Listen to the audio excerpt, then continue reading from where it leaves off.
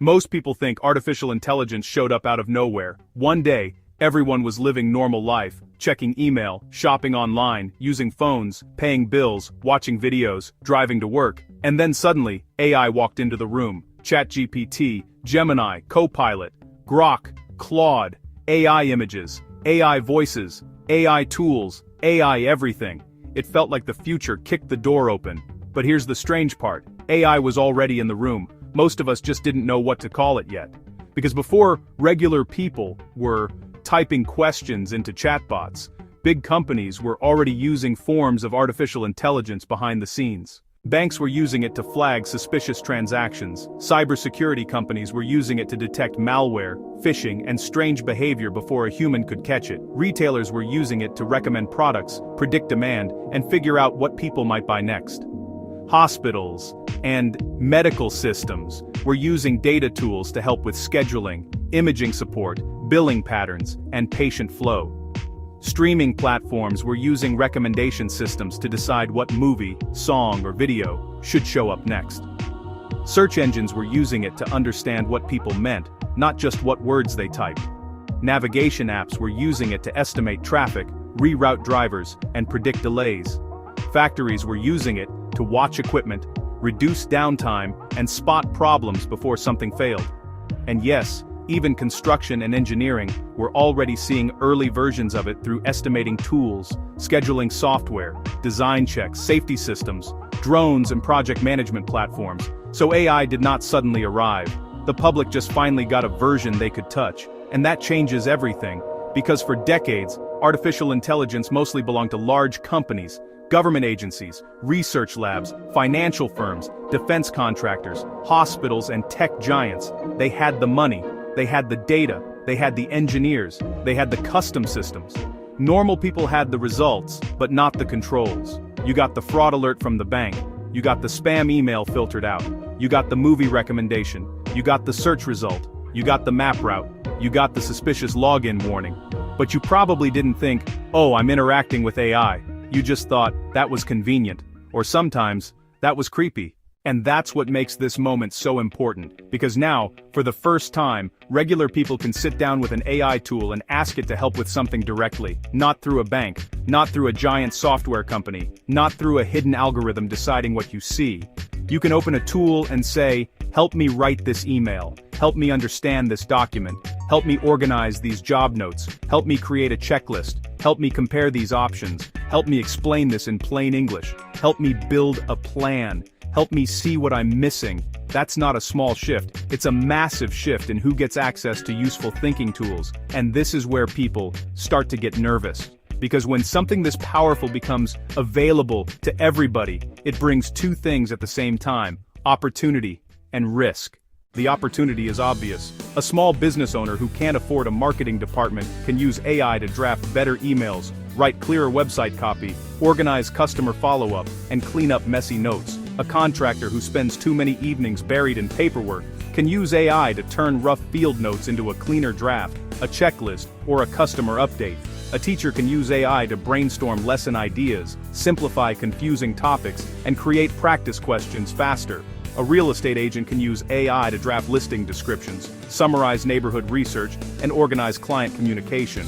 A person dealing with medical paperwork can use AI to help organize questions before an appointment, summarize confusing insurance language, or prepare notes for a conversation with a real professional.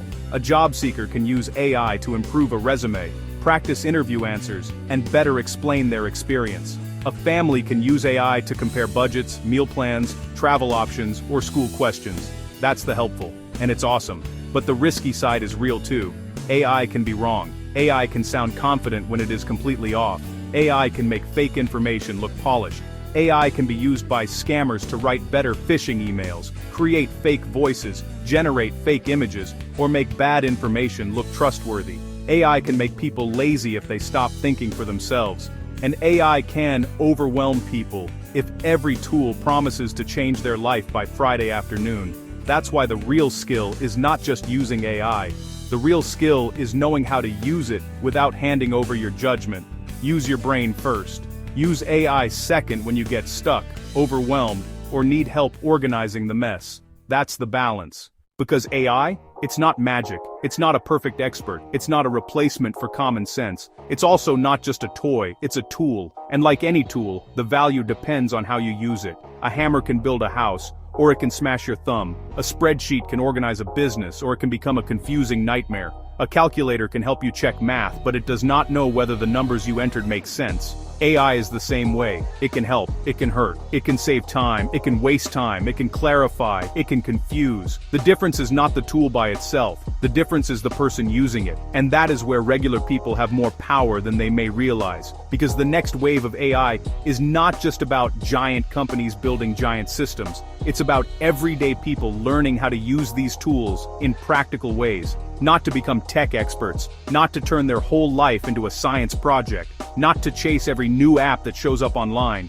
but to make normal problems easier. A messy email, a confusing bill, a job estimate, a customer complaint, a school project, a business idea, a scam message, a pile of notes, a decision that feels too complicated, a question you're embarrassed to ask. This is where AI becomes useful, not in some fantasy world where robots do everything, but in the boring, stressful, everyday parts of life where people need help thinking clearly. And maybe that's why this moment feels so strange, because artificial intelligence used to feel distant. It felt like something happening in labs, on Wall Street, inside big tech companies, or somewhere in the future. Now it is sitting in a browser, on the phone, inside office software, inside search engines, inside creative tools, inside banking apps, inside schools, inside job applications, inside customer service, inside construction workflows, inside almost everything. And whether people love that or hate it, it is happening. So, the question is not really, is AI coming? It already came. The better question is, who understands it well enough to use it wisely? Because there will be people who ignore it completely. Some of them will be fine for a while, some will fall behind without realizing why. There will be people who overtrust it. They will let AI do all the thinking, and that can create mistakes, bad decisions, and embarrassing results. There will be people who panic. They will assume every change means disaster. And then there will be people who take the smarter path. They will stay curious. They will test tools carefully. They will learn what AI is good at. They will learn what AI is bad at. They will protect their judgment. They will ask better questions. They will use AI to support their work, not replace their brain. And those people are going to have an advantage. Not because they worship technology, not because they believe every AI headline, not because they think machines are always right, but because they understand something simple. When a powerful tool becomes available, the smartest move isn't fear. It is learning how to use it responsibly. That's what changed. AI was already running parts of the world, but now regular people can use it too. And that means the conversation has to change. It can't just be about billion-dollar companies and futuristic headlines. It has to be about the person at the kitchen table trying to understand a bill. The contractor trying to get home before midnight. The teacher trying to keep students engaged. The small business owner trying to answer customers and still have a life. The parent trying to help with homework. The worker wondering if their job is changing. The retiree trying not to get scammed. The creator trying to build something without burning out. The normal person looking at all of this and thinking, okay, what does this actually mean for me?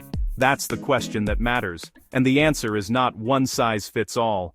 For some people, AI will matter because it saves them time. For others, it will matter because it helps them avoid mistakes. For others, it will matter because it helps them understand confusing information. For others, it will matter because it protects them from scams. For others, it'll matter because it opens a new income option, a new business idea, or a new way to learn. And for some people, it may not matter much today. That's fine too. Not every video, tool, or topic is for every person. But if it affects your work, your money, your privacy, your business, your school, your health paperwork, your safety, or your future, then it matters. Maybe not to everyone, but to someone. And that's why learning this now is so important. Because the people who understand AI early don't have to become experts. They just have to become less confused than they were yesterday. That is a very good place to start. So no, AI didn't not suddenly appear in its cyborg armor. AI was already behind the curtain. The difference now is that the curtain is open, and regular people finally get to ask, how can this help me build smarter? That is the question that matters now. Because AI was already running behind the curtain.